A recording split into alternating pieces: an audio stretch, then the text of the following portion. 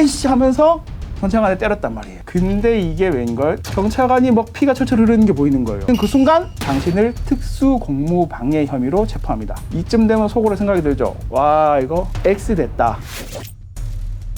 안녕하세요, 김봉준 변호사입니다. 오늘은 구속제도에 대해서 한번 말씀을 드려볼까 합니다. 대한민국 역사를 통틀어봐도 구속제도에 대해서 지금처럼 많이 논란이 된 적은 없었던 것 같습니다. 구속이니 구속 취소니 아니면 뭐 날짜로 하느니 시간으로 계산을 하느니 그게 엄청나게 핫할 수밖에 없는 이유가 일단 구속되면 그 개인에게 미치는 영향이 그만큼 엄청나기 때문입니다. 도대체 구속을 당하면 어떤 상황에 놓이기 때문에 다들 그렇게 구속을 두려워하는지, 그리고 어떤 사람들이 구속을 당하게 되는지 지금부터 한번 말씀드려보겠습니다. 첫 번째, 구속 왜 그렇게들 무서워하나? 구속이라는 건 기본적으로 우리 신체의 자유를 극히 제한하는 행위입니다. 우리 구독자 여러분들은 절대 그러실 일이 없겠지만 여러분들이 수사를 받으시다가 구속이 되는 상황이라고 상상을 해서 감정이입을 해보면서 지금부터 제가 드리는 말씀을 잘 한번 들어보시기 바랍니다. 자, 여러분들이 술을 한잔 했어요. 그런데 같이 있던 내 친구가 갑자기 저쪽에 있는 다른 사람한 시비가 막 붙었어요. 그래서 이렇게 막 밀치더니만 서로 몸싸움을 하고 있는 거예요. 그걸 내가 본 이상 그냥 가만히 있을 수가 없잖아요. 그렇게 친구한테 가가지고 그 상대편한테 이야기를 해요. 이보게 신사 양반 왜 이러나, 자중해라, 좀 말로 합시다, 이렇게 얘기를 하고 있는데 내가 아무리 얘기를 해도 이 상대편이 막 흥분해 있어가지고 해결이 안 돼요. 계속 싸우기만 하는 거예요. 그래서 막 시끌시끌해지고, 그러니까 옆에 있는 사람들이 보고 경찰에 신고하는 거예요. 경찰이 빨리 좀 와보시라고. 그래서 경찰관이 출동을 했는데 와서 경찰관이 양쪽 얘기를 이렇게 들어봐야 되는데 내 쪽의 얘기는 안 들어주고 막 상대편 얘기만 들어주는 것 같아요. 이제 나도 화가 나죠. 나도 막 부글부글 끓어오르는 거야. 왜 내 친구 이야기는 안 들어주냐면서. 그렇게 막 얘기를 하고 있는데 저쪽에 있던 경찰관이 갑자기 저기 옆에 있는 내 친구 보고 당신을 폭행죄 현행범으로 체포합니다. 찰칵! 막 이러고 있는 거예요. 이쯤 되면은 나 의리의 사나이니까 가만히 있을 수가 없잖아요. 이 경찰관이 왜 그러시냐고. 내 친구 체포하면 어떡하냐고. 그런 상황에 경찰관이 내 친구 데려가겠다고 나를 탁 밀치는데 나도 순간적으로 화가 하고 올라와서 내 손에 뭐가 옆에 잡혀가지고 에이씨 하면서 경찰관을 때렸단 말이에요. 근데 이게 웬걸? 경찰관이 막 피가 철철 흐르는 게 보이는 거예요. 이쯤 되면 속으로 생각이 들죠. 와, 이거 X 됐다. 완전 X 돼버렸다. 여기서 순간 자기 합리화가 들어갑니다. 그래도 경찰관이 나를 밀치려고 했고 내가 그거를 이렇게 막는 과정에서 졌기 때문에 괜찮을 거야 라고 속으로 생각을 하고 있는 그 순간 갑자기 경찰관들이 막 이번에 나한테 달라붙어가지고 나를 막 체포를 하려고 그러는 거예요. 당신을 특수공무방해 혐의로 체포합니다. 변호인을 선임할 수 있고 불리한 진술을 거부할 수 있습니다. 속으로 생각하죠. 한 대 치긴 했는데 나를 현행범으로 체포까지 한다고? 아니 내가 뭘 잘못했어! 하면서 생각을 하다 보면 이미 삐뽀차 타고 경찰서 가고 있는 거예요. 그러면 이제 담당 형사가 배정이 되어가지고 조사를 받기 시작해요. 친구는 왜 싸운 거냐, 그 친구가 옆에 다른 사람 밀치는데 당신이 봤냐, 경찰관이 와서 체포하려는데 왜 막아섰느냐, 막 조사를 받는단 말이에요. 그러면서 나한테 하는 얘기가 경찰관 다쳐서 병원 갔는데 머리 빵꾸 났다더라. 신뢰관 경찰관이 눈이 많이 찢어져가지고 시력에 이상이 있을 수도 있어가지고 이쪽을 막 갑자기 수술을 해야 된대. 여기서부터 뭔가 더 크게 잘못했다는 생각이 들기 시작하죠. 근데 옆에서 다른 형사가 갑자기 지나가다 이렇게 얘기를 해요. 김 형사, 이 특수공무방해 치상으로 영장 치라. 영장?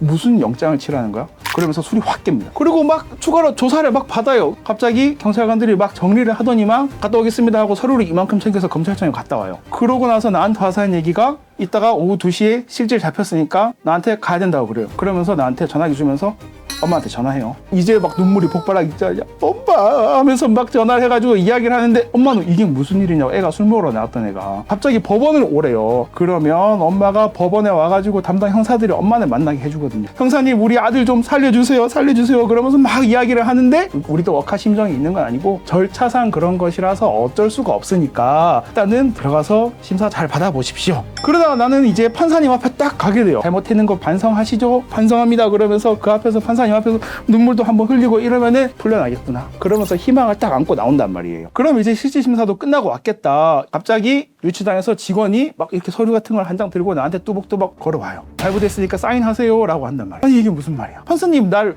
풀어줄 것 같았는데 발부가 됐으니까 사인을 하라니 이게 무슨 일이야. 그러면서 여기서부터는 완전 필름이 끊길 만큼 정신이 혼미해져. 그럴 리가 없다고. 내가 담당 형사님이랑 얘기 좀 하게 해달라고. 그러면 담당 형사는 어제 그거 영장 실질 끝나고 난 다음에 지금 퇴근하고 없대요. 당직해가지고. 그러면 여러분 여기서부터 정말 손이 덜덜 떨리고 내가 회사에 며칠 결근하면은 퇴사 처리되는 되는지부터 생각해서 5만 가지 생각이 다 들게 됩니다. 그렇게 있다가 추가 조사 받고 며칠 뒤에 검찰청으로 넘어가고 어버버 하다 보면은 한 1개월 지나고 이때쯤 되면은 이제 구치소로 신병이 넘어간단 말이에요. 그러면 그때부터는 무슨 생각이 드냐? 정말 다 빨리 끝나고 집에 가고 싶다. 이 생각밖에 안 들어요. 옆에 보면 덩치 막 이만하고 험악한 아저씨들 막 옆에 강도 막 이러는데 그런 아저씨들이랑 같이 자야 되고 죽을 맛입니다. 이거 내가 진짜 죽을 죄를 지었구나 이런 생각이 막 들어요. 정말 최악은 대부분의 사람들이 직장을 잃게 된다는. 내가 사업하는 사람이다? 내 사업에도 내가 몇 달 동안 사업에 빠져 있는데 문제가 생기지 않기 힘들어요. 법원에서 실형으로 3년 이상을 선고하면 대단히 중형이라고 봅니다. 3년쯤 지나서 출소하면 이 사회라는 구조 속에서 나라는 부속품이 3년 동안 빠져 있었던 건데 마치 내가 처음부터 이 사회의 일원이 아니었던 것 같은 취급을 받게 돼요. 내 모든 일상을 완전히 송두리째 빼앗겨버리는 거예요. 구속이라는 게 개인의 삶에 미치는 영향이 정말 이렇게 어마어마한 겁니다. 두 번째, 누가 구속을 당하는 걸까요? 형사소송법은 죄를 범하였다고 볼 만한 상당한 이유가 있고 구속 사유에 해당한다면 사람을 구속할 수 있다고 정하고 있습니다. 구속 사유는 총 3가지인데요. 첫 번째, 일정한 주거가 없을 때. 두 번째, 증거를 인멸할 염려가 있을 때. 세 번째, 도망의 염려가 있을 때. 이걸 줄여서 주거 부정, 증거 인멸의 우려, 도주할 우려 이렇게 부르기도 합니다. 그리고 구속 사유와 함께 고려하는 요소로 범죄의 중대성, 재범의 위험성, 중요 참고인이나 고소인에 대한 위해 우려, 구속이 개인의 삶에 미치는 영향은 정말 어마어마하기 때문에 기본적으로는 불구속 수사가 원칙입니다. 다만 구속 사유에 해당하고 범죄가 중대한 경우에는 구속영장 신청을 검토하는 것이 실무적인 관행입니다. 자, 그러면 실제로 구속이 되는 비율은 얼마나 될까요? 통계를 보면 연도마다 조금씩 다르기는 하지만 보통 구속영장이 발부되는 확률은 70에서 80% 정도를 기록하고 있습니다. 아니 이렇게 높아? 이렇게 놀라실 수도 있겠지만 20에서 30% 정도 기각된다는 것도 생각보다 높다고 보셔야 됩니다. 자, 그러면 수사기관에서 구속영장을 신청하거나 청구하는 사례에는 어떤 것들이 있을까요? 먼저 재산범죄, 피해 금액이 억 단위 이상이고 범죄를 저지른 게 좀 분명해 보이는데도 불구하고 계속 자기가 범죄를 저지른 게 아니라고 거짓말을 하거나 증거를 인멸하는 경우, 이런 경우에 구속영장을 많이 신청하게 됩니다. 그리고 다단계라고 부르는 유사수신, 그리고 요즘에 한때 유행했었던 코인을 빙자한 사기꾼들, 이런 사람들에 대해서는 신청하는 경우가 많습니다. 법원에서 구속 여부를 판단할 때 혐의가 상당한지, 그러니까 이 사람이 이런 범죄를 저질렀다고 볼 만한 이유가 어느 정도 갖춰져 있는지를 판단하게 되는데요. 수사를 열심히 진행한 끝에 피의자를 구속시키면 이거는 법원에서도 수사가 잘 됐다고 인정받았구나 이런 느낌이 있기 때문에 일선 경찰서가 아니라 지방경찰청 이상 수사부서에서 사건 수사를 진행하는 경우에는 구속영장 신청을 더 적극적으로 검토하는 사례가 많습니다. 아무래도 그냥 단순히 고소고발 사건을 처리하는 게 아니고 경찰관이 스스로 범죄를 인지해서 수사를 하기 때문에 그 결과물을 내야 된다는 의식이 조금 더 강하기 때문이죠. 그러니까 내가 뭐 지방경찰청, 반부패 수사대, 금융범죄수사대 이런 곳에서 조사를 받고 있는데 사안이 심상치 않다. 그런 분들은 나에 대한 구속영장이 신청될 가능성이 꽤 있겠구나라는 거를 생각하시면서 대응을 하셔야 됩니다.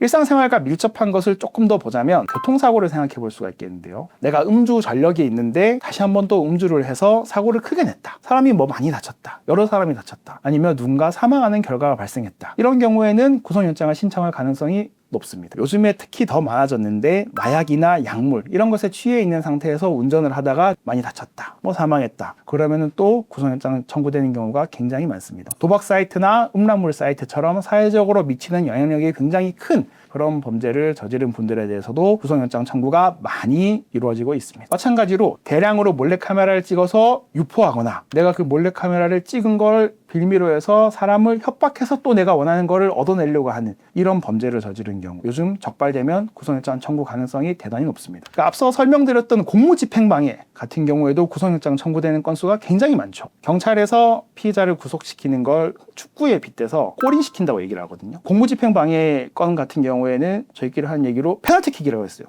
뭐 차면 들어가거든. 그만큼 구속이 많이 되는 사례라는 거죠. 제가 지금 설명드린 것 외에도 구속영장이 청구되거나 발부되는 사례는 굉장히 스펙트럼이 다양합니다. 그래서 뭐 수사를 받고 있는 상황에 일률적으로 구속이 된다 안 된다 이런 걸 판단하는 것은 굉장히 어렵죠. 많은 분들이 저희한테 상담 요청 주시면서 저 이러다 구속되는 거 아니에요? 이렇게 걱정을 하시는데 기본적으로 불구속 수사가 원칙이기 때문에 여러분들이 하시는 걱정은 기우일 가능성이 대단히 높습니다. 다행스럽게도 지금까지 제가 변호사 생활을 하면서는 잘 방어가 되고 있는 것 같습니다. 여러분이 혹시 장기간에 걸쳐서 수사를 이미 받고 계신 상황이라면 그 수사가 마무리될 때쯤에 내가 구속되는 거 아니야 이런 걱정을 하실 수도 있거든요. 그러면 너무 막연하게 두려움을 느끼지 마시고 법률 전문가에게 물어보시는 것이 좋습니다. 본인의 사건이 어떻게 진행이 되고 있는지, 여러분이 조사를 받은 내용이 있다면 정보공개 청구를 통해서 조서도 받아보시고 상대편의 고소장도 받아보시고, 그렇게 하셔서 그 자료들을 잘 모아서 변호사에게 전달을 해서 좋은 판단을 받아보실 수 있을 겁니다. 그리고 두 번째로, 여러분의 주변 지인이 갑자기 체포를 당했는데 며칠째